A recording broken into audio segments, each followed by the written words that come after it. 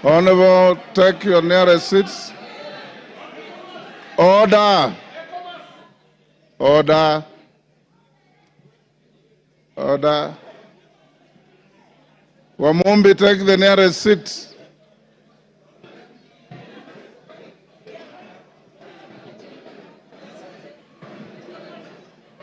Order, honorable members. Order. Order. Honorable members, Article 152 of the Constitution, order. Article 152 of the Constitution provides that the provisions of Article 145 of the Constitution shall apply with the necessary modifications the removal from office by impeachment of the Deputy President. In particular, Article 145(1) of the Constitution provides that a member of the National Assembly supported by at least one-third of all the members may move a motion for impeachment of the President on the grounds of gross violation of a provision of the Constitution or any law where there are serious reasons for believing that the President has committed a crime under national or international law or for gross misconduct.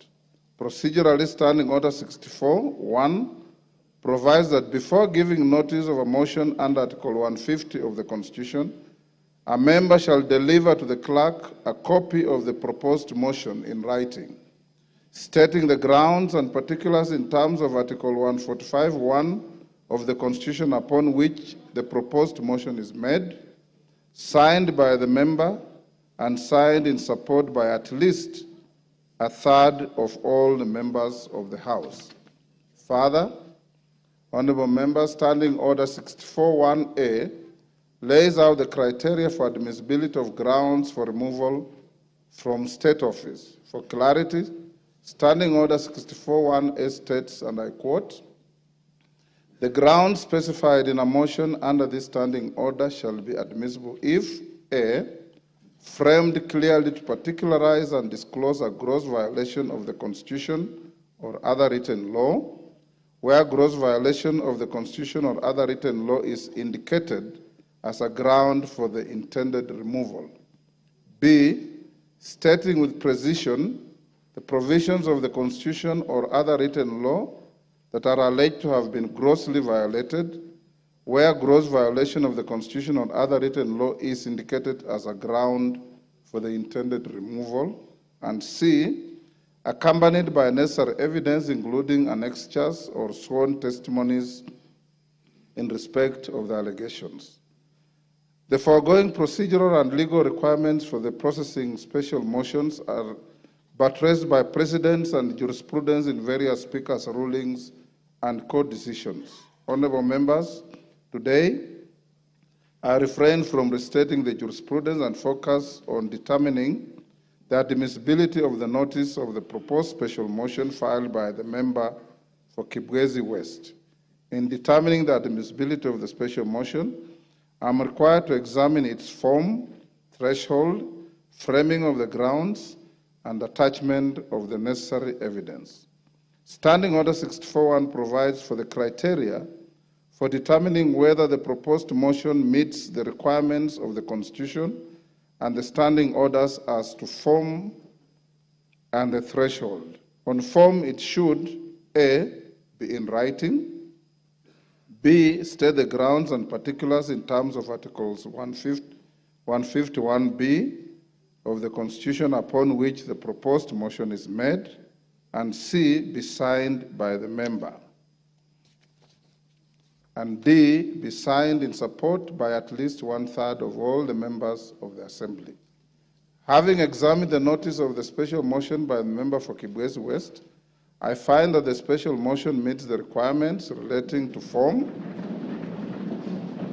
and threshold set out in the Articles 145(1) and 151B of the Constitution and Standing Order 64(1). I have also satisfied myself that the number of members who have appended their signatures in support of the special motion exceed the minimum threshold of 117 members in this House.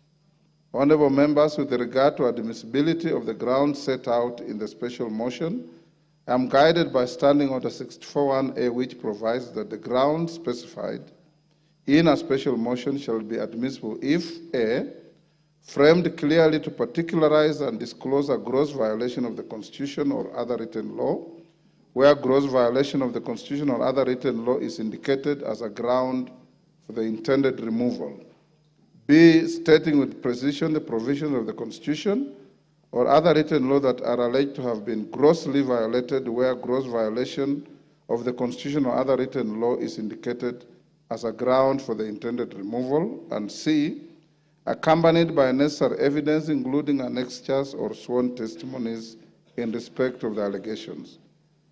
Honorable members, having examined the proposed special motion, I note that in keeping with the requirements of Article 151B of the Constitution and Standing Order 64(1)A, the member has stated 11 grounds for removal from office by impeachment of His Excellency the Deputy President. In addition, I do note that the special motion as submitted to my office also contains the particulars upon which the member seeks to move the House to consider the special motion. Honorable members, with respect to evidence, the member has attached documents including annexures and a sworn affidavit to substantiate the grounds stated in the special motion. Consequently, honorable members, I find that the proposed special motion by the Honorable Ekomas Mwengi Mutuse MP meets the requirements of Articles 145(1) and 151B of the Constitution and Standing Order 64 and 65 with regard to form, threshold, and grounds necessary for a member to move a special motion for the proposed removal from office by impeachment of the Deputy President. Honorable members, having determined that the special motion is admissible, let me now focus on the next steps of giving notice of the special motion to the House. Standing Order 47(4)A provides that with respect to a motion for removal of a person from office, a member shall give notice of motion in the House within 3 sitting days following approval by the Speaker. In the circumstances, therefore, the member for Kibwezi West ought to give notice of his special motion either today or tomorrow. Given the nature of the timelines applicable to this special motion, I will, at order number 6, that is notices of motion, accord an opportunity to the member for Kibwezi West to give the notice of the special motion. Thereafter, I'll give further guidance to the House on the next steps to take. The House is accordingly guided. I thank you.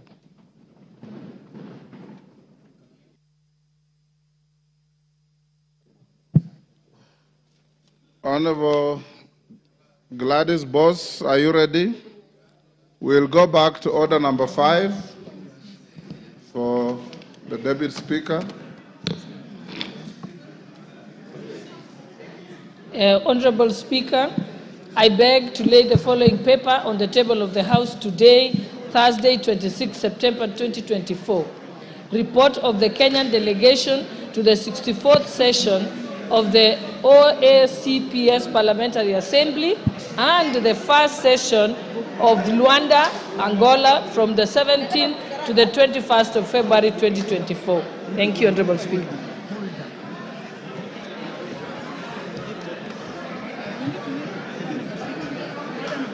Honorable Speaker. Order. Order, honorable members. Order. Member for Budalangi. Order. Order. Member for Navajo, take your seats.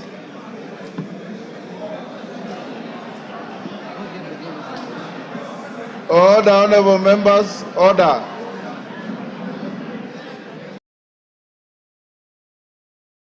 Number 6, Honorable Sholay.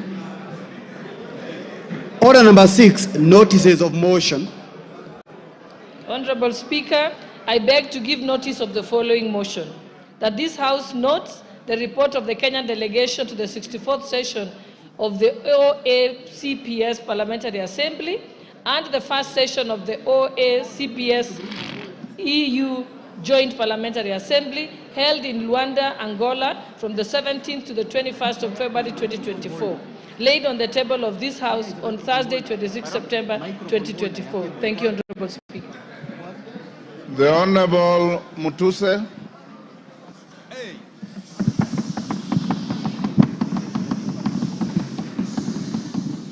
Honorable Mutuse, I'll allow you to speak from the dispatch box, and he will be heard in silence.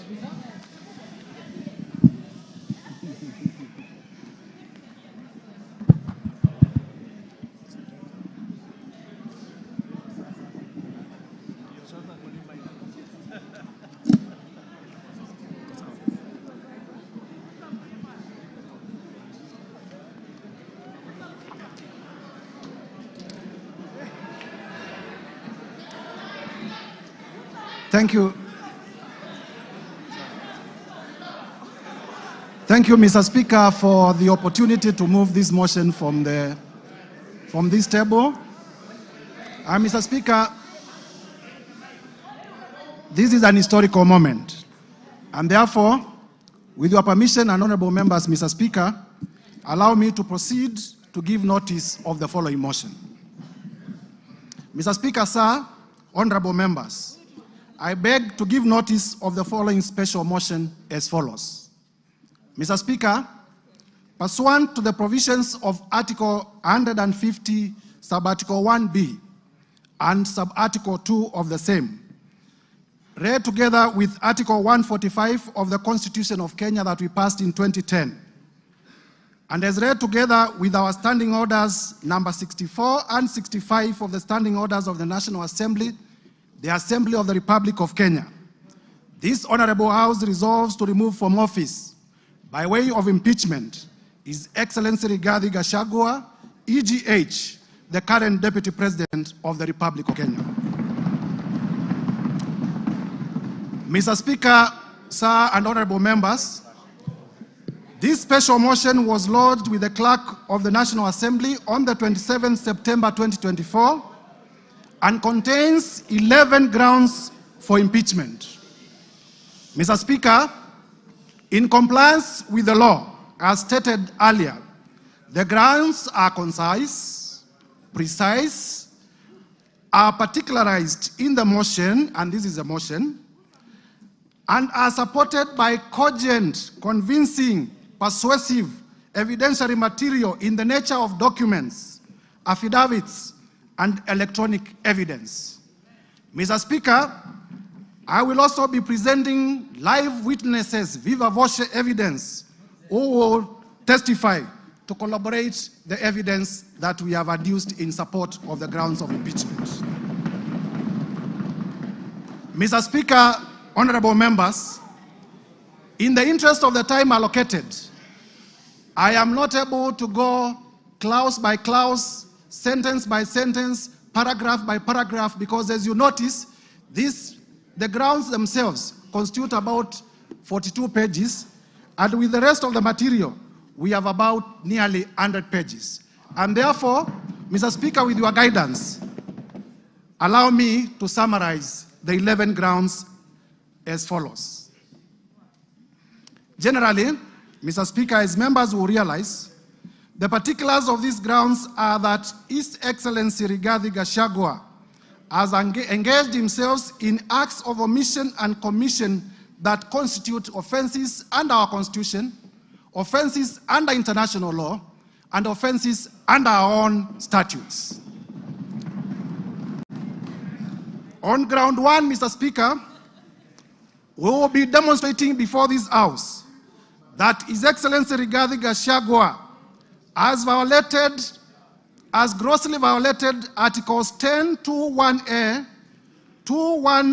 10(2)(b) and c, Articles 27(4), Article 73(1)(a) and 2(b), Article 75(1)(c), and Article 129, Sub-Article 2 of the Constitution of Kenya, as well as Articles 147(1), as read with Article 131(2)(c) and (d) of the Constitution of Kenya.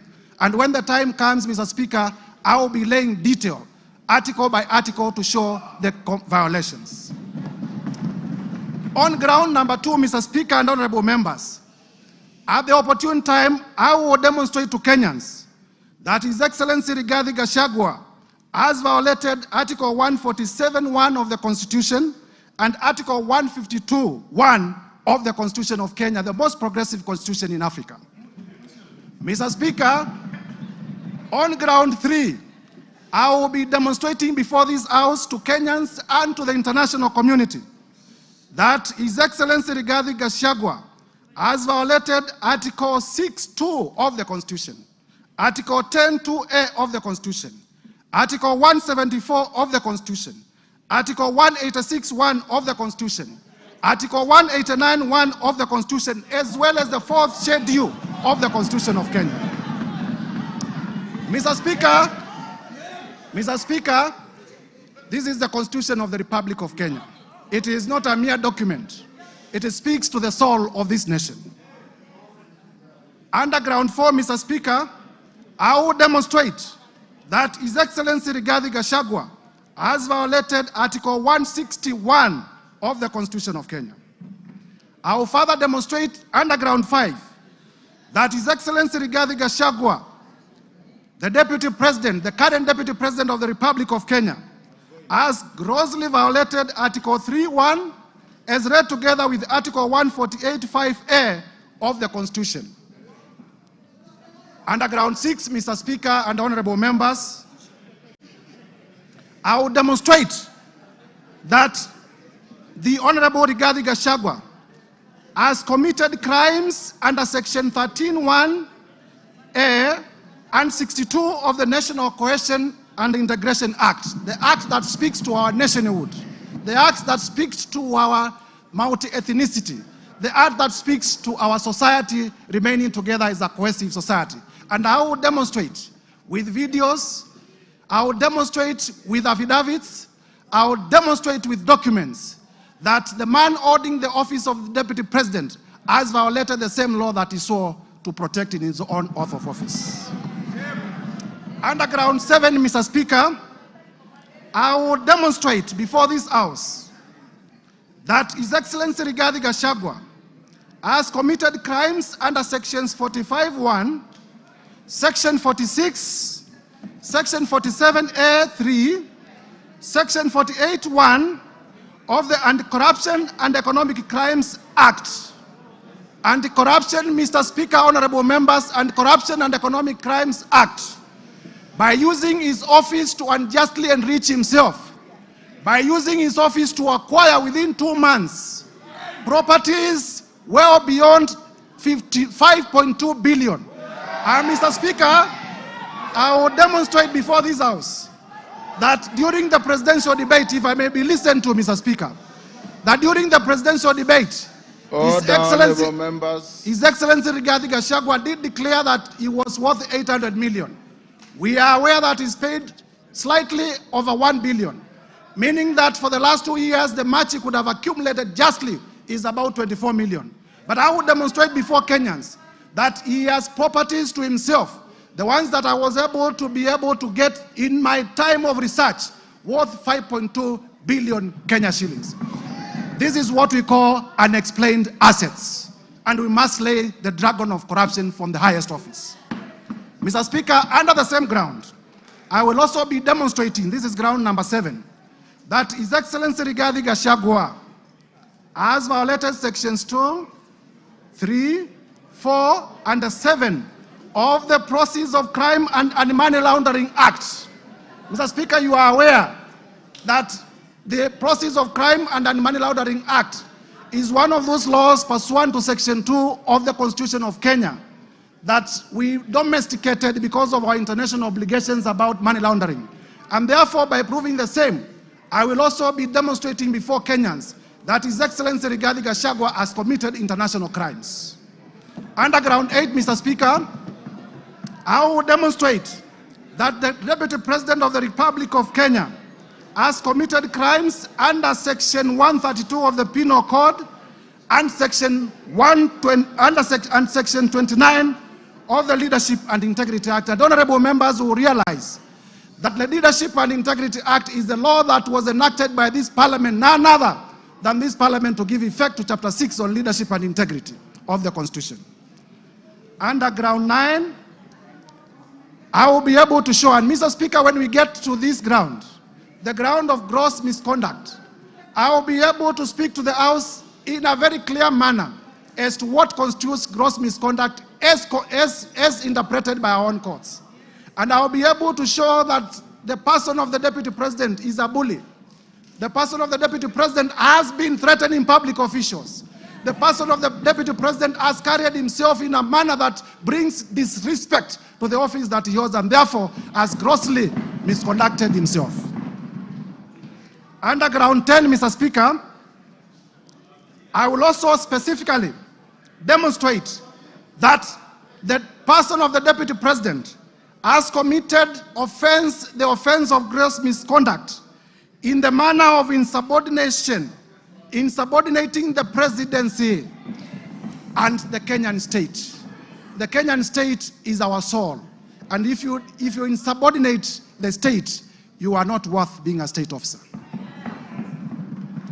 Lastly, Mr. Speaker, under ground 11, with your permission, when the time comes, I will also demonstrate, honorable members, if we may be listened to, I will also demonstrate that specifically the Honorable Dp Gachagua has committed crimes of gross misconduct, as I had earlier alluded to, in terms of bullying and threatening public officers. Mr. Speaker, in compliance with the provisions of Articles 145(1) of the Constitution, as read together with the National Assembly Standing Order number 65, honorable members, if you may listen, this is important. A total, Mr. Speaker, a total of 291 members of this National Assembly have graciously appended their signatures in support of this motion. 291 members. Mr. Speaker, it will be remembered, Mr. Speaker, it will be remembered that at this stage of moving the motion, the requirement of the law is that the motion should be supported by 1/3, translating to about 117 members. However, Mr. Speaker, we have 291. I therefore wish to thank my colleague members of Parliament for supporting this motion to over 83%, way beyond the required threshold of two-thirds, which is 67%, that is required at the next stage of voting for this motion. So, Mr. Speaker, there are times when we used to say this is an open and shut case. Mr. Speaker, sir, as a requirement of our standing orders,